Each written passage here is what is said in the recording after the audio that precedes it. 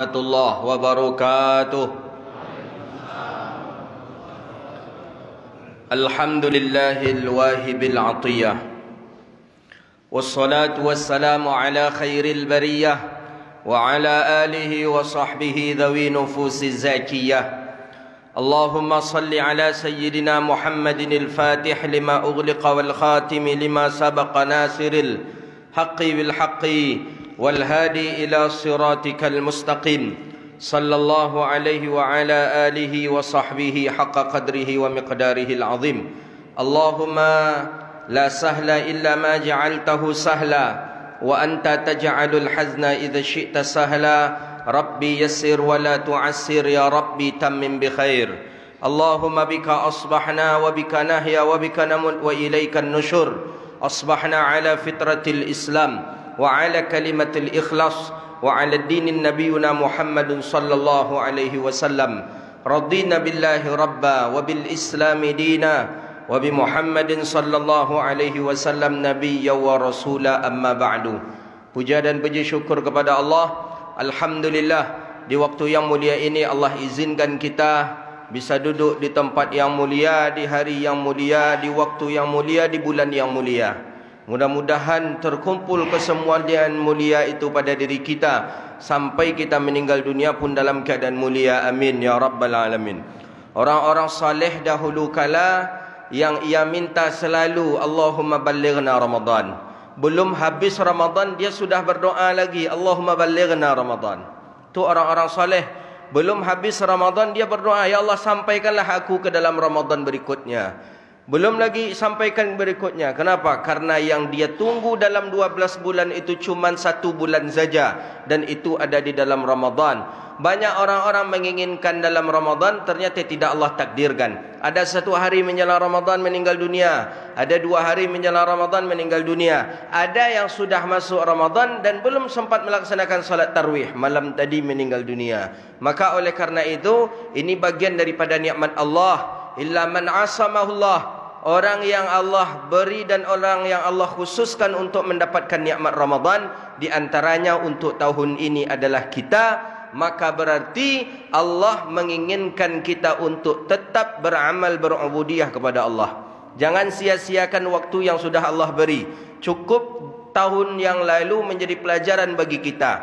Syaitan berhasil, iblis kalah oleh corona. Jadi kata iblis ke corona, minta terima kasih iblis ke corona. Kecil iblis, terima kasih banyak corona katanya. Apa tu katanya?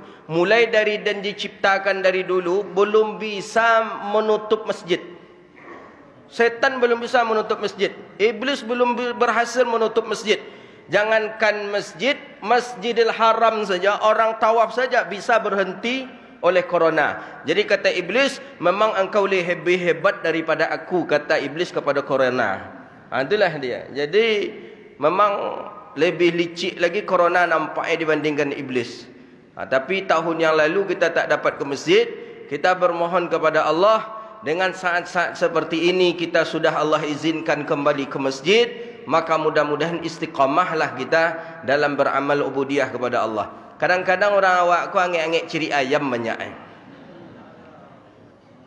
Apa angek-angek ciri ayam? Ya, awal-awal Ramadan ramai. Maka ansu-ansu hilang Ramadan, 10 awal mulai berkurang, 20 mulai berkurang, 30 mulai berkurang. Ni makanya dia sebut angek-angek ciri ayam. Maka oleh karena itu kita yang hari ini azamkan, Allah takdirkan solat subuh hari ini di masjid sampai habis Ramadan, sampai malam takbir pun kita hendaknya dapat ke masjid. Itu perlu niat itu. Perlu niat. Harus ada niat dalam hati kita, insya-Allah bisa. Tapi kalau tak ada niat, susah sekali. Susah.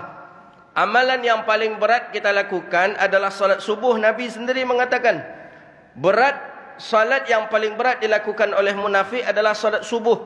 Berat. Ketika mata masih tidur, ketika selimut pun masih terasa menghangatkan badan, itu malas sekali kita untuk bangun daripada tempat tidur.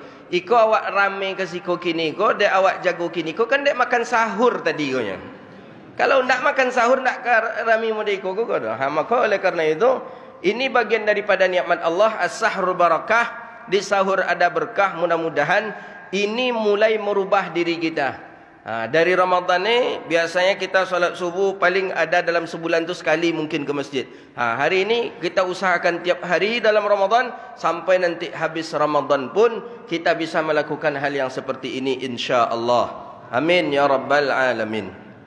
Mudah-mudahan Allah selamatkan kita dalam Ramadan, dan Allah selamatkan Ramadan untuk kita. Allahumma sallimni Ramadan wa sallimhu li. Selamatkan Ramadan tu untukku ya Allah.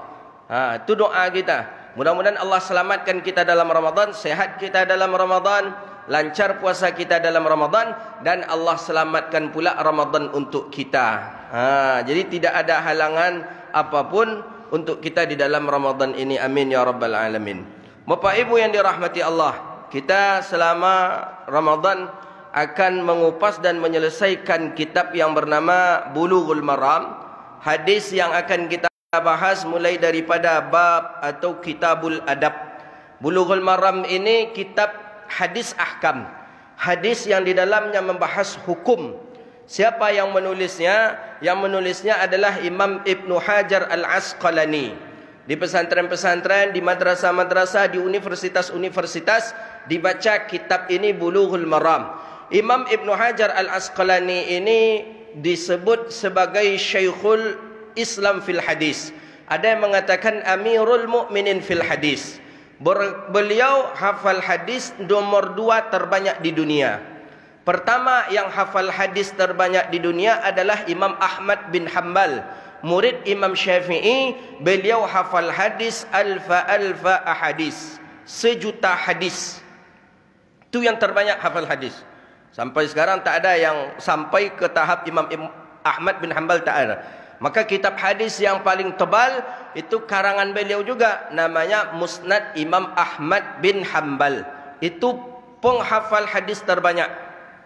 Kemudian yang kedua, pengarang kitab Bulughul Maram ini. Siapa nama beliau? Syekhul Islam Ibnu Hajar Al-Asqalani. Beliau asli Asqalan, tapi diwafatkan beliau di Mesir, di kota Kairo. Makam beliau berdekatan dengan makam Imam Asy-Syafi'i. Berapa beliau hafal hadis? Beliau hafal hadis 900,000 ahaditha. Beliau hafal hadis 900,000 hadis. 1.000.000, di bawah 1.000.000, 900,000 hadis. Inilah beliau. Beliau kenapa kok bisa hafal hadis banyak itu? Beliau ini orang yang mujahadah tu pertama. Yang kedua, beliau memang setiap ke Makkah, setiap meminum Zamzam, beliau beramal dengan hadis Rasulullah. Al-Zamzamu liman syuribalah. Zamzam itu bagi orang yang meminumnya. Beliau ini setiap minum Zamzam satu saja doanya. Apa doa yang dipajatkan oleh Imam Ibnu Hajar Al-Asqalani? Ya Allah, berilah aku ilmu, jadikanlah aku seorang yang alim seperti alimnya guruku. Itu yang beliau minum. Beliau berdoa ketika minum Zamzam. Minum Zamzam itu kan mustajab berdoa. Itu dalam hadis sahih Muslim. Jadi kalau kita ingin mendapatkan sesuatu, minum Zamzam, berwasilah kepada Zamzam. Ini dalil tawassul bizzat ini. Kepada Zamzam saja boleh. Ya Allah, dengan kemuliaan air Zamzam. Air Zamzam kan air yang mulia. 2 air yang mulia di dunia ini. Pertama, air Zamzam yang keluar daripada bumi yang di samping kota Makkah disebabkan karena gesekan tumit Nabi Yuna Ismail. Yang kedua, air yang mulia adalah di dalam Al-Imta' Syarah Matan Abi Suja' adalah air yang yanabi'u bi asabi'ihi syarif, air yang keluar daripada salah-salah jari Rasulullah sallallahu alaihi wasallam. Jadi dulu ketika terjadi perang, baginda Nabi sallallahu alaihi wasallam dengan beberapa orang pasukan perang, ada yang mengatakan dalam riwayat 141, ada mengatakan 114 orang, air habis. Perang di musim panas. Panas. Air tak ada lagi, sedangkan kaum muslimin sedang perang. Datang sahabat ke Rasulullah, ya Rasulullah, bagaimana ini? Al-ma'u qad infadat. Air dah habis. Sedangkan orang-orang masih perang ya Rasulullah. Bagaimana apa yang akan diminum? Nabi SAW bertanya, di mana inauha? Di mana letak bejana besar? Durumnya itu di mana? Kata baginda Nabi. Ada di sana ya Rasulullah. Datang Rasulullah SAW ke sana. Wa wada'a yadahu. Diletakkan oleh Nabi tangannya di dalam drum yang besar itu. Kemudian ketika itu keluarlah air dari sela-sela anak jari Rasulullah SAW. Ini ada dalam Syama'il Muhammadiyah, dinukilkan oleh Imam At-Tirmizi dan di dalam beberapa riwayat-riwayat hadis. Fanfajarat min halma, keluar air dari sela-sela jari Rasulullah sampai penuh ember tadi, sampai penuh drum yang besar tadi. Minumlah orang daripada air yang dari ember tadi, dari baskom tadi. Wa man syaraba minha la dhama'u abada, yang pernah meminumnya tidak pernah merasakan haus selama-lamanya. Itulah air yang mulia yang kedua di dunia. Setelah itu tak ada lagi. Le mineral tak termasuk air mulia, biasa aja ni. Apa lagi aqua itu biasa aja ni. Jadi dua tu cuma yang mulia. Zam-zam satu, air yang keluar dari sela-sela anak jari Rasulullah. Kita hari ini yang mana yang bisa kita dapati? Cuman air zam-zam saja. Maka oleh karena itu Nabi mengingatkan dalam hadis sahih Imam As-Suyuti di dalam Jami'us Saghir, man taba'a, di dalam riwayat hadis man ibtala'al minaz zamzamin fahuwal munafiq. Orang yang ketika dia sudah merasa kenyang dengan zam-zam sehingga ada perasaan nak muntah atau dia tak ingin meminum zam-zam, maka kata baginda Nabi berarti ada sifat munafik di dalam dirinya. Jadi kalau kita ingin tahu orang munafik atau tidak, minum zam-zam. Siap tu sabit ke kawan, dan munafik orang ganyang katanya. Apa tu? Nak mualnya. Jadi jangan awak menuduh orang munafik, mungkin awak pun munafik mungkin. Awak kan senang menunjuk orang, menunjuk awak payah. Itu nang kata orang telunjuk luri kelingkiang bakai kata orang. Itunya tu. Telunjuk luri ke orang, kelingkiang bakai tu kainyo ha ko ha. Ang munafik mah jelah. Padanya menunjuknya munafik juga. Maka oleh karena itu, itulah air yang dua yang mulia di dunia. Mudah-mudahan Allah beri izin kita minum air itu. Amin. Cuman bagaimana dengan air yang keluar dari selajari Rasulullah? Tentu tak ada lagi. Air zam-zam itulah dia. Jadi Imam Ibn Hajar ketika meminum air zam-zam itu, beliau selalu berdoa, ya Allah, jadikanlah alimku seperti alim guruku. Jadikanlah alimku seperti alim guruku. Dan ternyata Allah takdirkan beliau lebih alim daripada gurunya. Itulah beliau hafal hadis 900.000 hadis. Beliaulah yang pensyarah Sahih Bukhari pertama kali, yang bernama Fathul Bari, syarah Sahih Al-Bukhari. Imam Bukhari menulis hadis tapi tidak menjelaskan maksud daripada hadis itu kalimat per kalimat. Siapa yang menjelaskannya? Imam Ibn Hajar menjadikan kitab Fathul Bari sebanyak 18 jilid. Sahih Bukhari 2 jilid, bisa beliau perpanjang menjadi 18 jilid. Itu dia Imam Ibn Hajar Al-Asqalani rahimahullahu ta'ala. Beliau Sufi Asy'ari dan beliau Syafi'i. Mazhabnya Syafi'i. Beliau sendiri menukilkan. Imam As-Subqi dengan begitu juga di dalam Tabaqat Syafi'iyah. Syafi'iyyu mazhaban, Asy'ariyun aqidatan, Sufiyyu akhlaqan. Beliau ini mazhabnya Syafi'i. Dan beliau sendiri juga mengatakan mazhabna Syafi'i. Di dalam beberapa banyak riwayat-riwayat, dalam beberapa banyak tabaqat-tabaqat, masyhur dari kalangan ulama ahli fikih bahwa Imam Ibn Hajar Al-Haythami Al-Asqalani itu adalah mazhabnya Syafi'i. Bayangkan orang yang hafal 900.000 hadis masih butuh ke mazhab Syafi'i. Kini kau ada dawak di Pekanbaru, kau hafal 2 hadisnya. 2 hadisnya hafalnya, aja mereka ikut mazhab pula je lainnya. Langsung aja lah ke mazhab Rasulullah kan ni. Padahal ini lahir di kurun keberapa, di tahun keberapa. Imam Ibn Hajar 900.000 hadis. Muhaddis. Memang muhaddis tu beliau muhaddis. Kalau awak kau muhaddas, hadas kecil, hadas besar, itu awak tu. Jadi kalau kita kisahkan Imam Ibn Hajar ni, panjang sekali kisahnya. Tapi beliau adalah seorang ulama yang dikagumi dan dibaca kitabnya oleh semua golongan. Kitab beliau yang paling terkenal itu diantaranya adalah kitab Bulughul Maram. Universitas-universitas membaca kitab ini, pesantren-pesantren pun membaca, dan ini menjadi rujukan hadisul ahkam. Hadis-hadis di dalamnya ada hadis daripada hadis sahih, ada daripada hadis hasan, dan Syekhuna Nuruddin Itir pernah mengatakan dalam Bulughul Maram pun ada beberapa hadis dhaif, tapi tak banyak, lebih banyak kepada hadis hasan dan begitu juga hadis sahih. Gitu. Saya punya guru namanya Profesor Dr. Nuruddin Itir. Baru meninggal dunia tahun lalu. Itu beliau ini sebagai muhaddis. Muhaddis ni pakar hadis yang ada di daerah Syam. Beliau hafal kitab Sahih Bukhari dan Sahih Muslim. Beliau hafal Sahih Bukhari, Sahih Muslim itu seperti beliau hafalnya Al-Fatihah dalam solat. Orang Al-Fatihah dalam solat itu jarang-jarang pernah salah, jarang.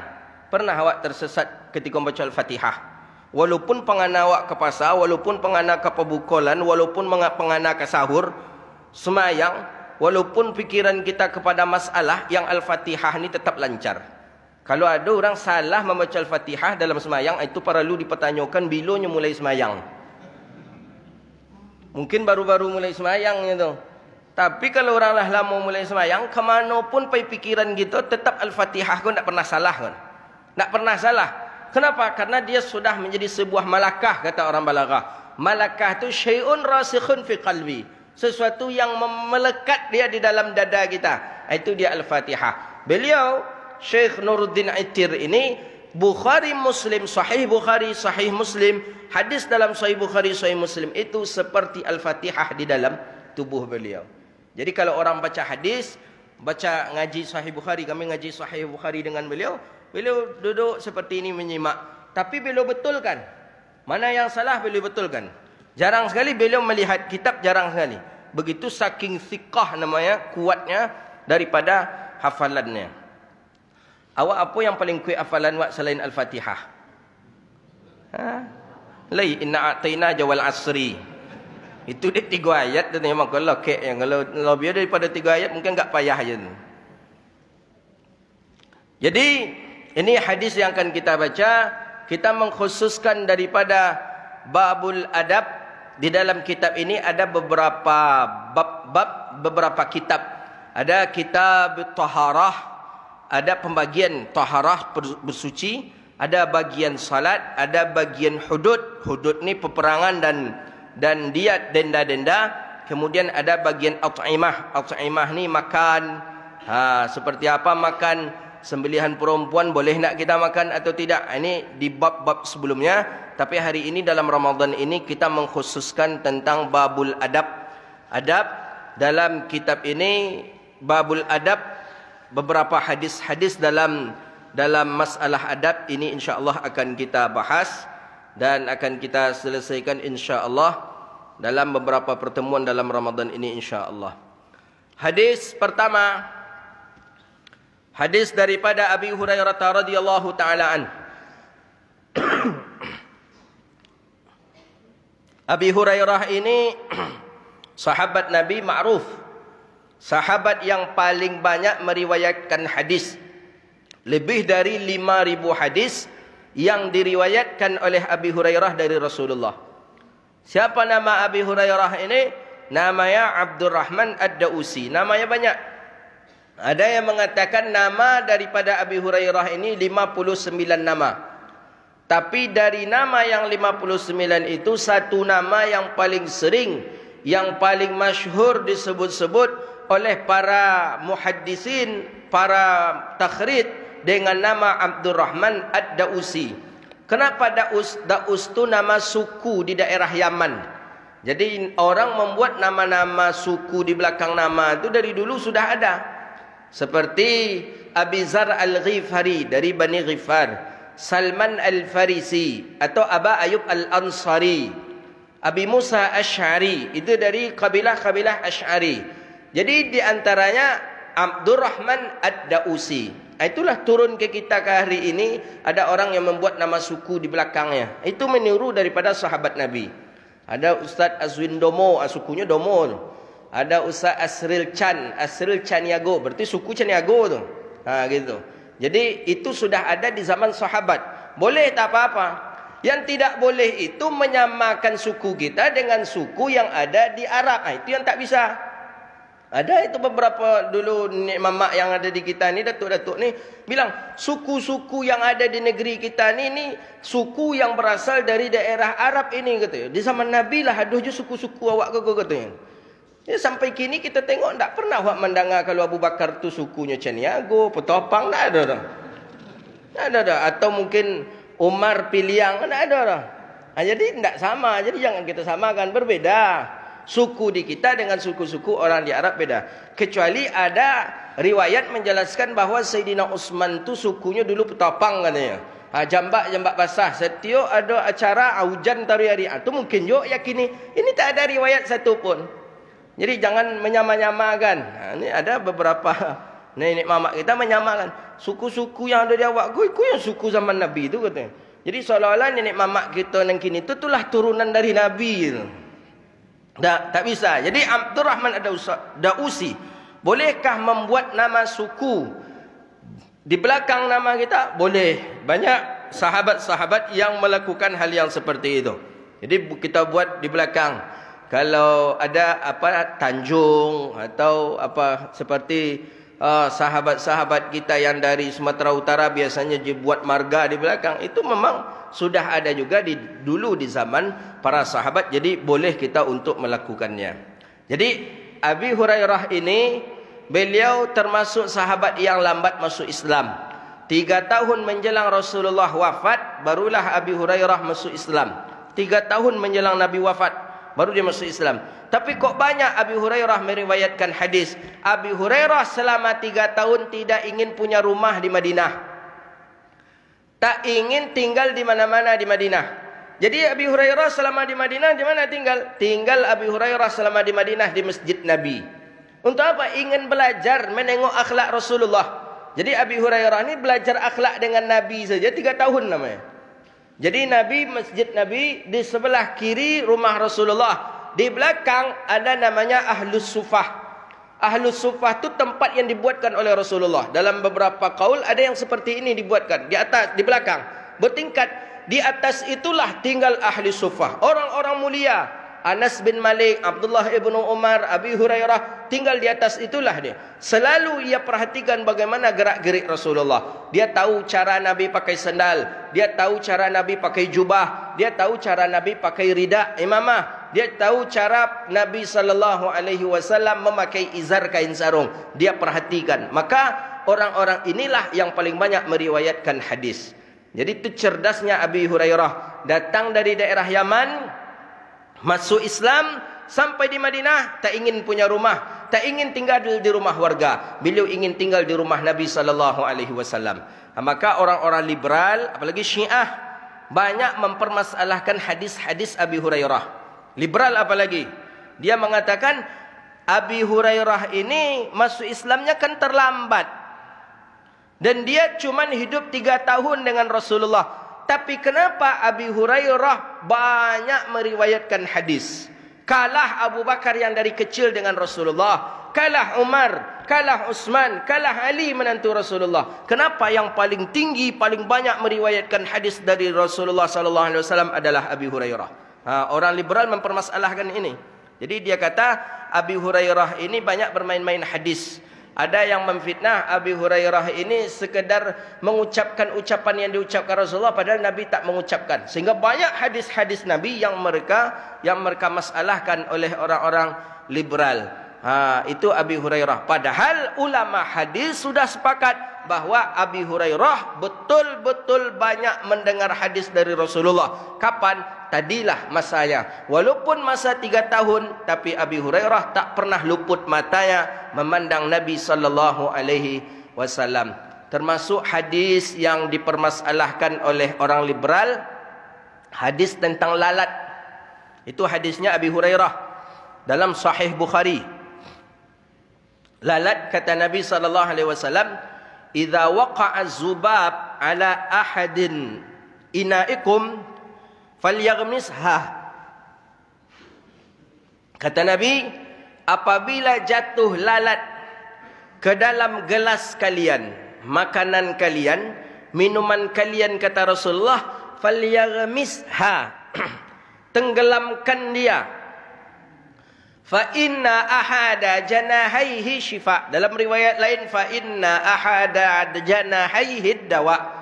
Sesungguhnya daripada salah satu dua sayapnya itu adalah obat dan penawar racun. Itu Nabi mengucapkan. Hadis itu didengar oleh Abi Hurairah, ditulis oleh Imam Bukhari di dalam sahihnya. Imam Bukhari dalam sahih, berarti hadis ini sahih, hadis ini kuat. Yang mendengar hadis dari Rasulullah adalah Abi Hurairah. Hari ini dipermasalahkan oleh orang-orang liberal. Kata orang liberal, ini Islam jorok, itu pertama. Yang kedua, Abi Hurairah berdusta. Yang ketiga, hadis palsu dalam Sahih Bukhari. Banyak tuduhan orang liberal tentang hadis tentang lalat itu. Padahal hadis itu sudah dicek kelabor oleh ulama Al-Azhar tahun 1990-an. Dicek dua air, yang satunya air biasa, yang satunya ada air yang dimasuki lalat. Tiga air, yang satunya air yang ada lalat tapi dicelupkan. Dilihat, dimasukkan ke dalam labor, ternyata betul. Air yang dicelupkan lalat tadi itu sama bersihnya kembali seperti air yang biasa. Sedangkan lalat yang tidak dicelupkan tadi itu memang di dalamnya ada racun. Jadi Nabi kok tahu? Yang memberitahu Nabi tentu Allah melewati malaikat. Wa ma yantiqu 'anil hawa in huwa illa wahyun yuha. Jadi salah satu daripada dua sayap lalat, kata Rasulullah, itu penawar. Jadi yang satunya racun, yang satunya penawar, maka ditenggelamkan. Kan Nabi menyuruh falyaghmisha. Jadi kita nanti kalau ada minuman nampak lalat, jangan langsung diambil lalat dibuang, tinggal racunnya. Tinggal racun di dalamnya. Jadi caranya bagaimana? Falyaghmisha, tenggelamkan lalat tadi, kemudian lalat itu muncul ke atas kembali, buang lalat, minumlah air. Itu anjuran Rasulullah sallallahu alaihi wasallam. Air tadi bersih sama seperti semula. Ini dipermasalahkan oleh orang liberal. Karena hadis ini adalah riwayat daripada Abi Hurairah radhiyallahu taala. Ya, lalatnya cuma satu saja. Jangan berkau 10 lalatnya digatang dalam dibenamkan, ya itulah racunnya. Satu dia. Kalau lalat tadi satu tenggelamkan. Jangan langsung diambil dibuang. Jangan pula dibuang air, mubazir. Begitu. Cuma lalat saja, lain dari lalat tak bisa. Kau cocak berkau jangan malam boleh Geko-geko taruh aja mati yuk siap tu minum. Tikus kah apakah tidak ada, cuma lalat saja. Dalam riwayat lalat. Kalau semut kan dibolehkan di dalam beberapa riwayat hadis dibolehkan. Cuma dalam kitab Ta'limut Ta'lim, meminum minuman yang ada semut itu bisa menghilangkan hafalan 5.000 hafalan. Dalam kitab Ta'limut Ta'lim karangan Imam Az-Zarnuji, salah satu penyebab hilangnya hafalan pertama, meminum minuman atau makanan yang ada semutnya. Jadi kita pasti tahu ada semut di dalamnya, nampak kita semut. Kita minum juga, kata beliau hilang 5.000 hafalan. Gitu. Dan kini hafalan tu nak sampai 5.000 dah. Nak minum sama makan suami. Tak sampai dah bercara ya. Apa yang menyebabkan hilangnya hafalan lagi? Dalam Ta'limut Ta'lim tu banyak sekali. Karangan Imam Zarnuji, membaca tulisan yang ada di kuburan, itu menyebabkan kurang hafalan juga itu. Kita ada hobi kita membaca tulisan di kuburan. Di kuburan itu kan ada tertulis di mijan apa? Batu itu. Batu nisan. Kalau mijan itu kue nak. Jadi di batu nisan tadi itu tertulis itu si fulan min fulan. Dalam kitab Ta'limut Ta'lim, boleh nanti download, ada terjemahannya. Kalau sekali terbaca oleh kita, umpamanya pas kita lewat terbaca, nampak Muhajirin terbaca, kata ulama itu tak apa-apa. Tapi menyengaja membaca, itu yang membuat hilangnya hafalan. Ada disyarah oleh ulama, maksud menghilangkan hafalan tu cepat pelupa kita. Ada lagi cepat ajus-ajus ni, pikun kita. Pikun. Jadi kalau di kuburan tu lewat aja lah, tak usah baca. Kadang awak memang baca elok-elok. Sianu, perasaan sianu ku hidup je ke batang lagi kata. Baca lah tu. Bila mati sianu, baca elok-elok ni matu nisan tu. Enggak. Jangan. Itu kata Imam Az-Zarnuji di dalam kitab Ta'lim Al-Muta'alim. Itu dia. Kaji awak tadi tentang apa?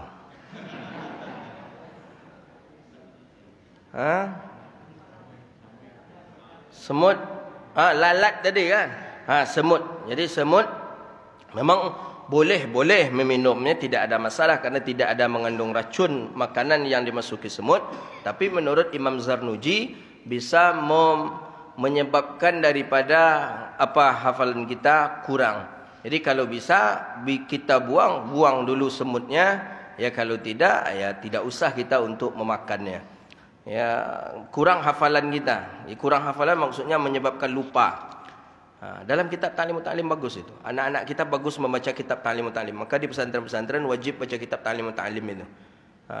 Jadi itu sebab-sebab pelupa. Ada lagi sebab-sebab penguatkan hafalan. Ada juga menguatkan hafalan. Di antaranya makan kurma. Di antaranya bersiwak. Itu ada hadis Rasulullah. Di antaranya memakan zabib. Zabib ini bahasa Arab, bahasa kita ya. Apa zabib? Anggur kering. Kismis. Zabib bahasa Arab, kismis bahasa kita.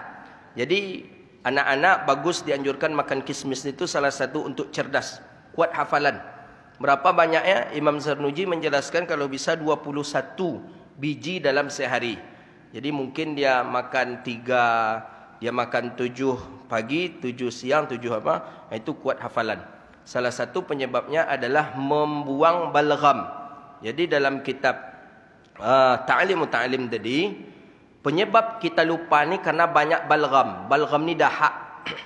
Dahak, lemak. Ini termasuk membuat kita pelupa. Jadi cara untuk membuang balgham itu diantaranya memakan kismis. Gitu. Maka orang Arab kismis tu biasa mereka konsumsi. Kalau kita untuk membuat kuih je kismisnya. Yang ambil dia nak cik mokak dia maknya. Untuk kuih tu je lah. Pada cik nanti ambil ni. Jadi ni Abi Hurairah. Jadi Abi Hurairah ni kita perlu berterima kasih kepada Abi Hurairah yang telah berjasa mengumpulkan hadis-hadis Rasulullah. Kalaulah bukan karena orang-orang mulia ini, mungkin tidak ada hadis baginda Nabi. Setidaknya kalau tidak ada Abi Hurairah, hilang 5.300 hadis. Maka Syiah tidak memakai hadisnya Abi Hurairah. Maka Syiah kurang hadis pada pendirian Syiah itu 5.300 hadis. Karena 5.300 di dalam dada Abi Hurairah. Di dalam dada Abi Hurairah. Dia masih muda ketika itu. Belum menikah. Ketika dia ke Madinah, dia belum menikah. Belum menikah, belum punya isteri. Jadi masih semangat-semangat, masih kuat hafalannya. Dulu beliau ini sebagai orang Majusi. Majusi ini penyembah api. Ada mengatakan penyembah matahari. Makanya beliau disebut dengan dulu namanya Abdus Syams, hamba matahari. Setelah beliau masuk Islam, beliau bawa emaknya, beliau jemput emaknya, dirubahlah namanya oleh Nabi dengan nama Abdurrahman Ad-Dausi. Kemudian karena beliau sayang dengan kucing, kemana-mana beliau ada kucing, berdekatan dengan kucing, maka Nabi memanggilnya dengan dia Abahir, kata Rasulullah. Hirrah ini maknanya adalah kucing. Jadi pas dia dekat-dekat dengan kucing, Nabi panggil, ya Abahir, kata Rasul. Ya Abahirrah. Hirrah itu Hurairah. Hei bapak kucing, kata Nabi SAW.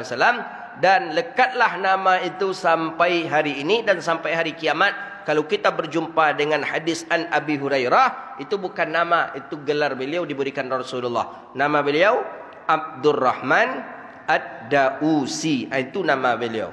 Jadi nanti kalau kawan banyak-banyak cerita jangan ngecek-ngecek Abi Hurairah pula lah ya. Nama Abi Hurairah tu siapa koyo? Tes pula nya. Nak ada Abi Hurairah tu memang inyo nama Abi Hurairah tu yang periwayat hadis ndak, nama itu Abdurrahman Ad-Dausi. Hanya kadang kawanku ada yang sok tahu bagi setiap hadis ni nak tentu dia siapa nama asli sahabat tu dah. Kalau adanya Abi Hurairah sebut siapa nama Abi Hurairah? Abdurrahman Ad-Dausi, itu nama daripada Abi Hurairah radhiyallahu taala an. Beliau dekat dengan baginda Nabi sallallahu alaihi wasallam sehingga sayang Nabi sallallahu alaihi wasallam kepada Abi Hurairah. Apa yang ada pada diri Rasulullah Nabi berikan kepada Abi Hurairah radhiyallahu taala an. Jadi ya Abahir sampai kini lokeklah nama Abi Hurairah. Boleh kita memberi orang dengan musammayat namanya. Bolehkah menamakan orang dengan sesuatu yang sering dia pakai? Boleh, tak apa-apa. Ya, seperti Abi Hurairah, ada kawan wak jo kucingnya, dia pergi pulanya nama Abi Hurairah. Nak apa dah selaginya senang, nak apa? Boleh. Bapak kucing kata kita, nak apa? Ada bapak ku sibuk jo burung taruh saja. Pulang nama sajik burung, tengok burung. Agih nama bapak tu dengan Abu Tuyur namanya. Abu Tuyur tu bapak burung. Kalau ada nan maaf. Kalau ada nan biasa banjang. Pagi alun subuh lah alunnya pipis dah ada anjang lah nyebut pipis dah itu. Ada tu pak, di Pekanbaru ku ada mau tengok tu. Ada. Alunnya anak saya alun jago leh. Lanyo bawa beko keliling-keliling anjang ai ke Jamban. Habis ko sore-sore anjang tu pula nyebut peraun-raun ni. Ndak anaknya bawa dah tu. Kalau model itu agihlah nama apa tu Abu Kilab namanya. Apa arti Ustaz? Apa anjiang namanya? Tersinggung tak kira-kiranya tu Cuba lu kalau tersinggung antian, minta maaf dia balik. Boleh sadarnya apa tu. Ya Abi Hurairah sebenarnya gina nama dia Nabi Abi Hurairah. Tu pula salah apa tadi gina nama Abu Kilab. Abu Kilab ya. Apa kilap dia tu nya cari salah di kamus jawab kan. Jangan lagi tahu lu. Pokoknya buka kamusnya, buka ya Google buka kan kilap anjing berarti pajak tu ngecek dan apa anjing. Terang ada bini, terang ada anak lah bercakap ada mak laki dan laki anjing tu je lah kan. Tiba ada anak mak apa dan mak apa anjing tu nya. Ambo nak faham ambo orang ku kadang nyoba agama Islam agamanya badat apa di itu pula yang nyoba. Memang boleh dalam fikih memelihara anjing. Dalam mazhab Maliki boleh. Tak apa-apa, silakan saja. Dalam mazhabnya Imam Syafi'i juga boleh. Tapi anjing di sini, anjing yang sudah ditarbiyah namanya. Mana anjing yang sudah ditarbiyah? Anjing yang berburu. Ketika disuruh pergi, dia pergi. Ketika disuruh berhentinya berhenti. Umpamanya nampak bangkai katak. Kan dimakannya tak?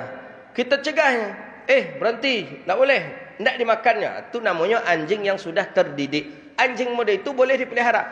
Tapi boleh dipelihara, diatur lagi dalam fikih. Dalam kitab Mahalli Qulubi wa Umairah dipelihara, dijaga lagi. Tetap kita tak boleh bersentuhan dengan dia. Tak boleh bejana kita dipakainya. Ya piring awak, piring inyo, galih awak, galih inyo lah sama aja. Itu tak bisa tu dah. Ada aturan-aturannya. Ketika dijilat mesti disamak kan jelas aturan-aturannya. Aku kadang apa tadi tu pagi lah janjiang je pasal buat dawak. Habis kau sore janjiang je nyoleh. Habis kau malam janjiang je lah. Kadang apa? Nio lah nyamam gue nyapi apa tadi tu Abi Kilab. Kau adon di siku Abi Kilab tu mohon maaf lah mun. Nak adon, nak mungkin Abi Kilab tu biasa jarang ke masjid di rumah aja ni. Tapi alun je tahu dia bisa je jadi. Jadi hadis Abi Hurairah. Masuk kita ke hadis. Mengaji hadis tu lama mengaji hadis tu. Kalau yang sebentar tu tak mengaji sebentar. Kadang ada orang lama lah ustaz ni. Alun tamat kitab kalau ustaz ni. Alun. Kami ngaji kitab Riyadhus Salihin dah 3 tahun belum selesai. Kitab Riyadhus Salihin.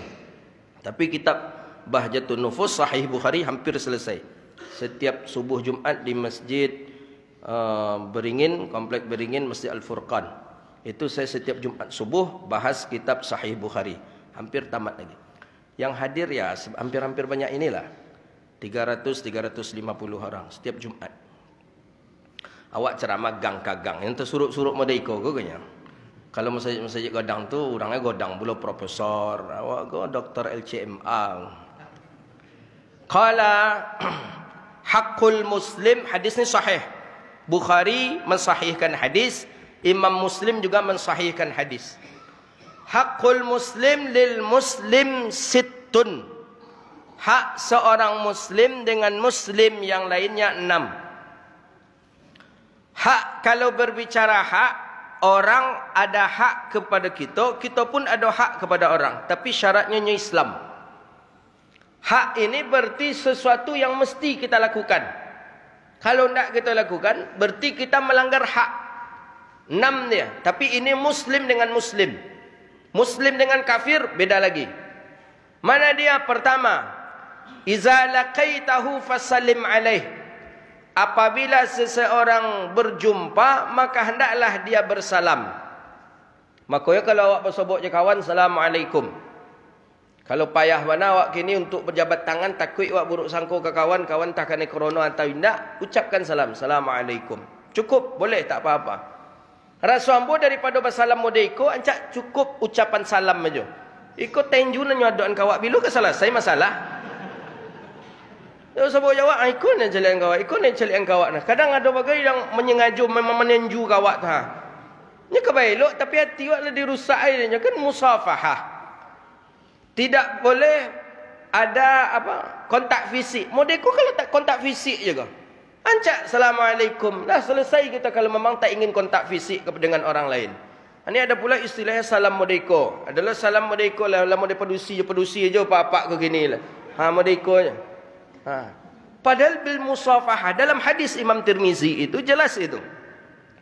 Al-mu'minani idza yaltaqiyani tasafahani. Dua orang mukmin ketika dia berjumpa tasafahani. Yang tasafah itu nih, batin telapak tangan dengan batin telapak tangan ini tasafahan namanya. Ini bermusafahah namanya ini. Batin telapak tangan dengan batin bil musafahah. Maka karena batin dengan batin yang sudah bertemu, batin ini mengontak ke batin dia, batin ini mengontak ke batin kita. Maka ini bernama batnin. Batnin itu perut telapak tangan, ni dia. Maka dalam mazhab Syafi'i dengan mazhabnya Imam Hanbali, ba'dal Hanabilah dan ba'dal Malikiyah, wa yubtilul wudu idza massad duburuhu wa qubuluhu bi batnin kuffin. Batal wudu seseorang apabila dia menyentuh kemaluan depan dan belakang dengan batin telapak tangan. Ini dalam mazhab Syafi'i, seluruh mazhab Syafi'i sepakat, sebagian mazhab Hanbali dan sebagian mazhab Maliki. Mana dia batin telapak tangan ni? Ketika kita menjumpakan, tertutup dia, ini batin telapak tangan. Kita sentuh kemaluan kita depan dengan batin telapak tangan, atau bagian belakang dengan batin telapak tangan, wa yubtilul wudu, batal wudu kita. Kalau bidunil hail, kalau tanpa batas, tak ada alas. Tak ada alas, langsung saja umpamanya batal wuduk. Tapi kalau ada alas, tak apa-apa. Jadi kalau kata-kata, apa cara menggawiknya Ustaz? Gawik je punggung tangan, tak batal lah. Apa cara? Entahlah apa cara, pandai-pandai aja lah. Ayo dah, kamu mungkin sampai ke situ lah, buat ajan lah. Tu ya payah lah, dah kerja Ustaz sampai ke situ lah, ajan dah Ustaz. Nah mungkin pandai-pandai je lah. Ada yang pandai, ada yang tidak minta gawian ke orang. Boleh Ustaz apa lah orang rumah awak. Batal wuduk? Ya tentu batal wuduknya. Namanya bersentuhan batal. Jadi apa dek sampailah ke situ surah hadis.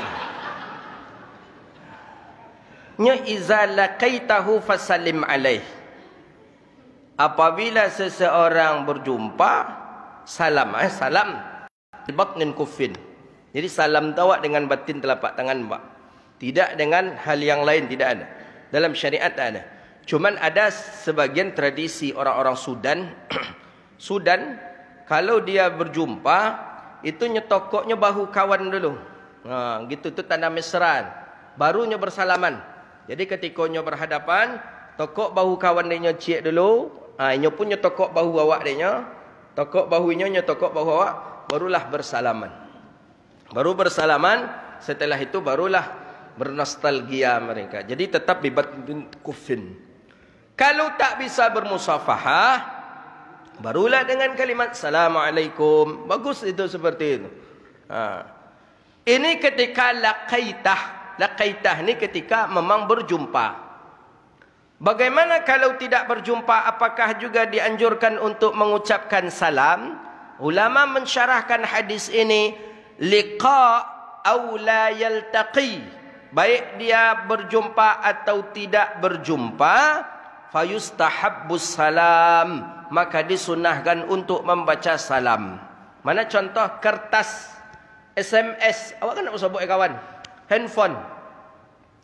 Padahal di zaman ulama ni belum ada handphone. Beliau di tahun 800-an Hijriah ni, 700-800-an Hijriah ni belum ada handphone, tapi sudah terbayang oleh pensyarah. Bertemu atau tak bertemu, mengucapkan salam. Bagaimana kira-kira tak bertemu kita bisa mengucapkan salam? Handphone, WhatsApp, bisa. Pas diangkat, kita nak nelfon orang tua kita, atau kita nak nelfon sahabat kita, kita tahu dia Muslim, lebih elok kita awali dengan kalimat salam. Assalamualaikum. Itu dia. Atau dia yang mendahulukan salam juga tidak apa-apa. Dia mendahulukan salam, Assalamualaikum. Tapi pastikan dia adalah seorang Muslim. Maka jawablah dengan kalimat salam. Yang pakai halo-halo je Pak. Kalau tahu yang menelpon kita tu tahu kita orangnya, tak usahlah pakai halo-halo. Langsung aja salam. Oh, si fulan, langsung. Assalamualaikum, gitu dia. Kadang ada orang kita nelfon, halo Ustaz, halo. Halo tu kata Profesor Dr. Salman Danis, itu halo tu kalimat yang dipakai oleh orang-orang non-Muslim. Haleluya. Itulah pakai halo. Cik menambah luya je lah. Halo, apa salah kalimat? Assalamualaikum. Kan cak dah awak mendoakan inyo pun mendoakan kita. Jadi setiap kita berjumpa salam. Salam dengan musafahah atau dengan ucapkan salam. Assalamualaikum. Yang kedua, wa iza da'aka fa'ajibhu. Apabila seseorang mengundang engkau, wa iza, dan apabila da'aka, diundang akan engkau, fa'ajibhu, maka datanglah. Awak diundang oleh orang, datangi dia. Undangan yang wajib untuk kita datangi itu adalah undangan yang bersifat muhim. Apa itu yang muhim? Yang penting di antaranya adalah walimatul urus. Walimah. Jadi wa iza da'aka fa'ajibhu. Apabila diundang orang maka datanglah. Undangan yang wajib fardu ain untuk kita datangi adalah undangan pesta perkawinan. Jadi kalau kita diundang oleh orang, datang besok. Kalau tidak ada uzur, wajib kita datang. Tapi kalau undangan itu undangan yang tidak wajib, kata Imam As-San'ani, seperti mungkin khitan, atau mungkin syukuran naik rumah, atau mungkin safar haji. Kan ada orang kita nak berangkat haji, melakukan perjalanan safar, doanya, atau dan lain sebagainya, syukuran dan lain sebagainya, fahadha talabul mandub, maka itu cuman sunnah saja. Jadi sunnah tidak wajib. Tapi kalau walimah itu wajib kita datang. Wajib. Jadi kalau ada orang datang, undangan, datang. Undangan yang wajib kita datangi, orang yang wajib mendatangi undangan itu adalah liman nida'. Orang yang diundang. Kalau tak diundang, jangan datang pula. Ikut kadang yang diundang awak bawa pula anak je bini. Pergi makan siang ke rumah orang. Itu dia pergi pakai amplop diisi kat 50,000. Kan utak ni tak ada kadang. Orang pesta. Diundang nak orang. Ustaz, datang besok acara pesta anak amboi Ustaz. Yalah insya-Allah. Berarti yang boleh pergi itu cuma saya. Karena ambo surang yang diundang. Nak boleh membawa anak, nak boleh bawa isteri, nak boleh bawa yang lain. Kecuali bawa keluarga Ustaz. Itu tak apa dah. Itu baru bawa keluarga begitu. Aku tak ada yang diundang. Pak, besok hari Ahad datang pesta anak ambo di hotel itu tu, dia di situ di hotel Pangaran. Ayolah, ambo datang insya-Allah. Yang diundang ini anak berlima. Orang rumah seorang lah berenam. Abuk puluh mintu cik lah batujuh. Balapan joinyo. Isi amplop 50,000. Boleh masuk ke cerita tu. Pemindahan pemakan siang. Tak boleh. Itu zalim kita. Ya memang mengisi amplop ini tidak diwajibkan. Itu sesuatu yang disunahkan saja. Memberi hadiah kepada orang yang sedang ada mendapatkan nikmat. Kita dianjurkan memberikan hadiah. Atau dia pun memberikan hadiah. Jadi disunahkan kita untuk datang. Tapi kalau yang datang adalah orang yang diundang. Kalau tidak, tak boleh. Kadang-kadang awak ajak pula kawan awak bagai. Ajak kawan sama-sama lah. Awak tadi diundang dek si anu sama-sama. Ya, kalau dia ajak bersama-sama, tolong cari kawan yang lain ya ustaz katanya. Berapa orang? 10 orang. Baru kita cari. Tapi kalau tidak, tak boleh. Begitu ajaran Rasulullah sallallahu alaihi wasallam. Tapi ulama di sini illa li rasulihin Nabi sallallahu alaihi wasallam. Kecuali Nabi. Kalau Nabi boleh mengajak orang yang dikehendaki oleh Rasulullah. Awak tak boleh. Nabi boleh rupanya. Jadi umpama awak mengundang Rasulullah. Nabi, ya Rasulullah, nanti datang ke rumah kami makan siang, kami melakukan syukuran. Yalah kecik Nabi. Diajak dan Nabi kawan-kawan yang lain. Boleh. Boleh itu. Tapi bagi diri kita, itu tidak dibolehkan. Ada dalil. Mana dalil? Seperti Nabi mengajak sahabat-sahabat ketika penggalian khandak datang ke rumah daripada Abdullah bin Jabir. Jadi Jabir bin Abdullah. Jabir bin Abdullah ni nampak ada benjolan di perut Rasulullah. Ni batu ni. Nabi kan seperti itu dalam riwayat hadis. Wa wada'al hajara minal ju'i wa qad utiya mafatihal khazainil ardiyah. Nabi kalau sudah 3 hari tak makan, Nabi ikatkan batu di perut Nabi. Memang nampak benjolan tu. Tu tanda Nabi dah 3 hari tak makan. Kenapa Nabi mengikatkan batu tu Ustaz? Supaya jangan terasa sakit dia. Jadi ternyata lambung ni Pak, kalau kita biarkan dia kosong ni, dia di sana akan perih, dia sakit. Tapi ketika kita ikat dia, dia tak sakit dia. Tak terasa kosong dia.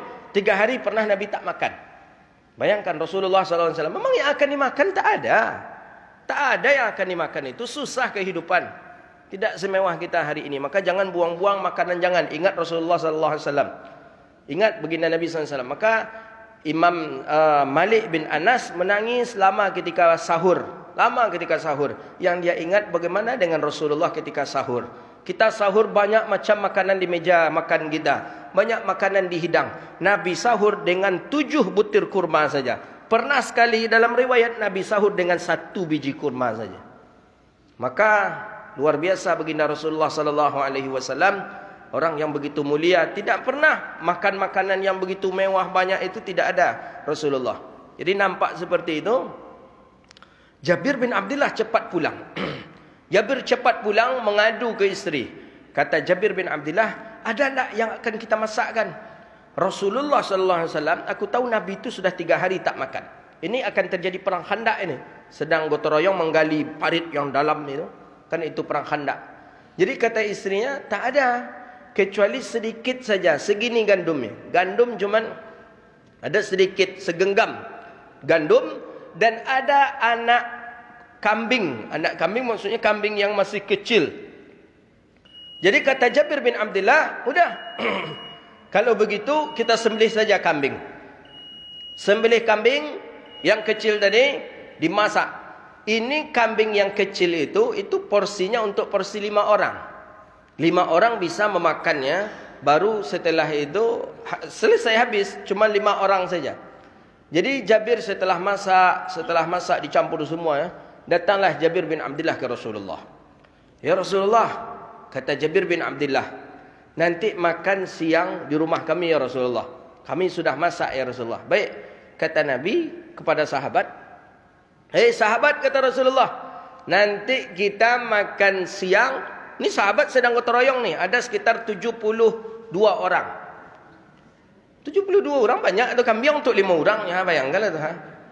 Datang mereka ke rumah Jabir. Kita setelah ini makan siang di rumah Jabir. Jadi Jabir lah hilang akal. Kecik Jabir, awak mau undang Nabi. Nabi diundang dah dari orang lain katanya. Balik Jabir balik ke rumah menyampaikan ke isteri. Kata Jabir, ada tak lagi yang akan kita masak ini? Aku mengundang Rasulullah, ternyata Rasulullah mengajak orang lain. Bagaimana cara ini? Lah mulai. Dia awak lah, bayangkanlah tiba dia awak tu ha. Rami orang, rami je tari yang kena masak nak ada lah dah. Akhirnya datanglah pas waktu siang setelah gotong royong perang Khandaq, persiapan perang Khandaq, datanglah 7 orang bersama Rasul, 70 orang bersama Rasulullah sallallahu alaihi wasallam. Jadi kata Nabi ke Jabir bin Abdullah, mana makanan yang akan kita makan? Ada ya Rasulullah. Kata Nabi, jangan engkau angkat dulu apa namanya periuknya tu, jangan diangkat dari tungkunya kecil Rasulullah. Biarkan di sana. Yalah ya Rasulullah. Nabi datang ke tungku tadi, Nabi kacau. Kemudian dalam riwayat kata Rasulullah, waqsim lahum. Dah, bagikanlah kepada mereka. Jadi kata Jabir bin Abdullah, setiap aku menyenduk dan tidak terasa berkurang. Itu dia. Itu mukjizat Nabi.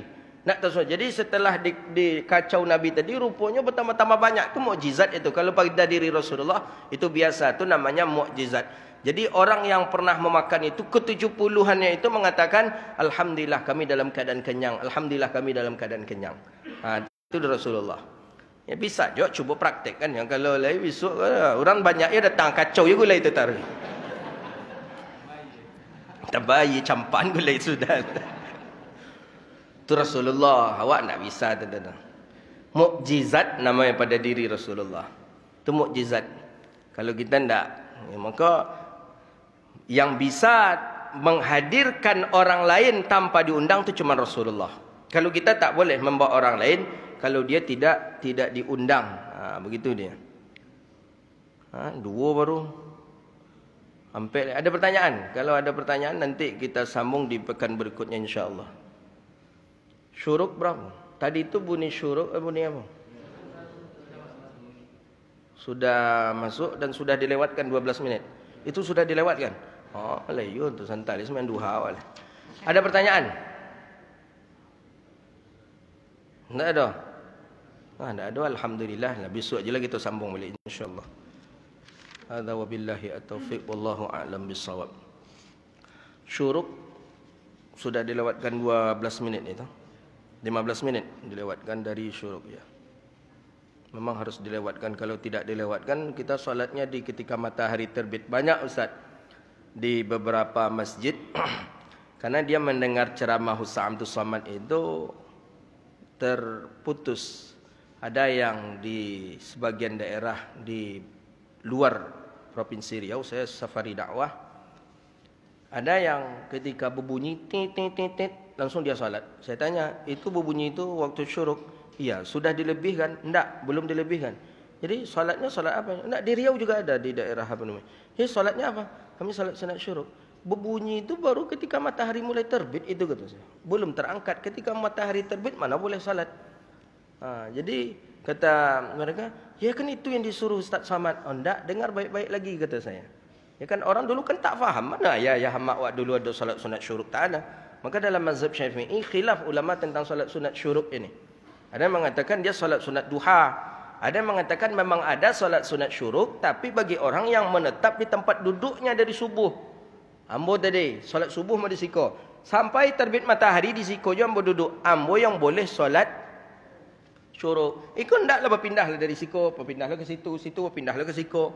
Jadi ndak syuruk je nama kata sebagian ulama. Sebagian mengatakan selagi dia berada di dalam masjid itu, maka dia boleh solat sunat syuruk. Tapi intinya tetap dilewatkan. Jangan pas di waktu mulai muncul matahari kan tak boleh kita salat di sana. Salat waktu yang dilarang kita untuk salat di sana. Jadi saya sampaikan kembali ke UAS, itu perlu diperjelas kembali ke masyarakat kapan waktu yang dibolehkan untuk salat sunat isyraq. Jangan nanti mereka salat di waktu yang haram.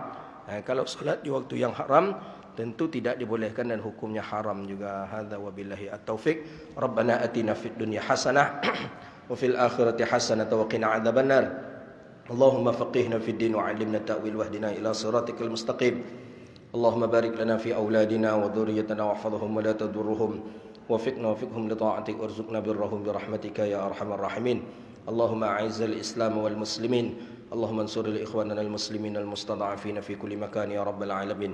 اللهم ربنا تقبل منا إنك أنت السميع العليم وتب علينا يا مولانا إنك أنت التواب الرحيم. اللهم ارزقنا الختم القرآن في رمضان يا أرحم الراحمين. اللهم ارزقنا ليلة القدر في هذه الشهر يا أرحم الراحمين. اللهم اغفر ذنبنا وارحم موتنا ونجح لامتحاناتنا ووسع أرزاقنا ويسر كل أمورنا يا أرحم الراحمين. ربنا آتنا في الدنيا حسنة وفي الآخرة حسنة وقنا عذاب النار. وصلى الله على سيدنا ومولانا محمد وعلى آله وصحبه أجمعين والحمد لله رب العالمين.